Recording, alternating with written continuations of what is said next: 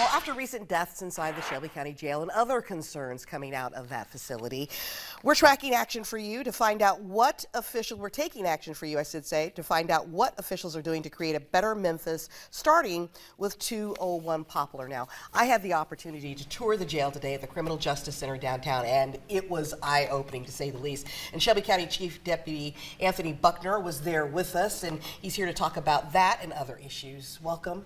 Thank you so much for having me. Good to have you. Good to have you indeed. Very quickly, just moments ago, the Daily Memphian broke, and we confirmed out of Nashville that State Senator Ramesh Akbari, a Democrat, and State Representative John Gillespie, a Republican, proposed a 1% sales tax increase for all of Shelby County in order to pay for a new jail. This would increase in Memphis the sales tax rate from 9.75 to 10.75%.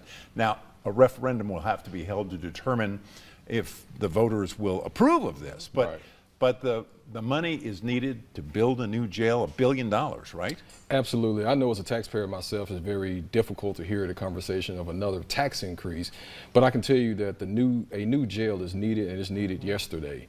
And so we estimate that a new jail is going to run us between maybe $800,000 to $1 billion. And so that's a huge price tag that I think will take local dollars as well as state dollars to try to get that accomplished.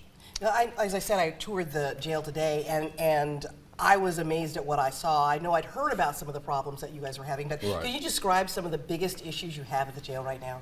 Yeah, so I'll start with plumbing. We have a jail facility. I think you've heard us talk about this almost weekly now. That building is probably about 120 years old in usage. So we have leaks all over the jail, and when water seeps down into the concrete, we know that it makes the structure of a building very vulnerable. We have broken escalators. Our escalators have been broken for about 15 years. You're not just one or two, all of them are broken. All of the escalators are broken. So when we have medical emergencies or any kind of emergency for that matter, our staff is having to run up 6 flights of escalators to try to get to wherever they need to go to solve the issues. We have cell doors that are broken.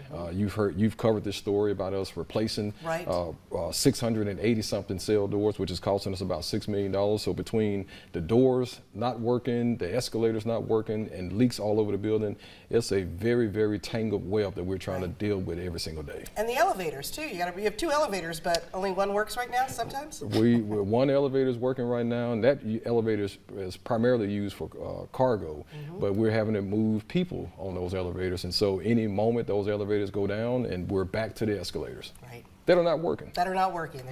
I walked up to them today. It's not easy. Yes. Trust. It was eye-opening, as Kim shared, and we have some mentally challenged folks who are behind bars there, folks suffering from mental health issues, and there's a proposal for a new mental health facility that would help relieve some of the population that is suffering this way, right? Absolutely. I appreciate that question. Here's what I always argue. The issues that you hear about in the jail today, they don't start in the jail, they arrive at the jail. So substance abuse issues, mental health issues, behavior issues, those things are happening inside of our community. And so we will hope that those individuals will never make it to the jail, that there will be some type of diversion that's offered before they even come to our facility. As I sit here today, we have about 2,550 inmates that's inside of the Shelby County Jail at 201 Poplar. Roughly 700 of them are taking some type of mental or behavioral health medication.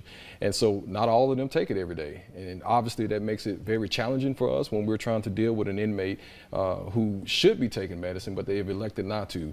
We cannot make an inmate or a resident of the Shelby County Jail take medication. That's totally their choice to do so.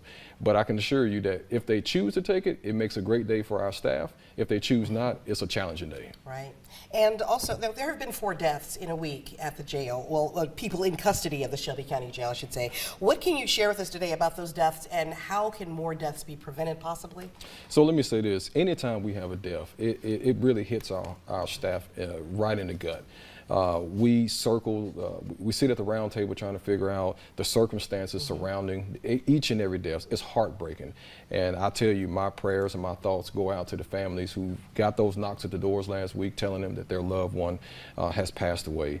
As it relates to preventing the deaths, I don't know if there's a pathway for that, because a lot of people arrive at our jail unhealthy. Right. They have heart conditions, cancer, lung issues, and we try to help them manage those situations conditions, but some people choose not to tell us that they have these Right. conditions, and that makes it difficult for the medical team to connect them with the right physicians as well as the right medication to treat those issues.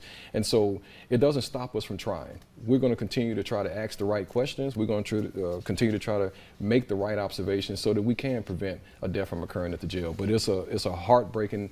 It was a heartbreaking week for us last week to deal with 4 of those types of situations, and even this week we're still scratching our head trying to figure out what more can be done.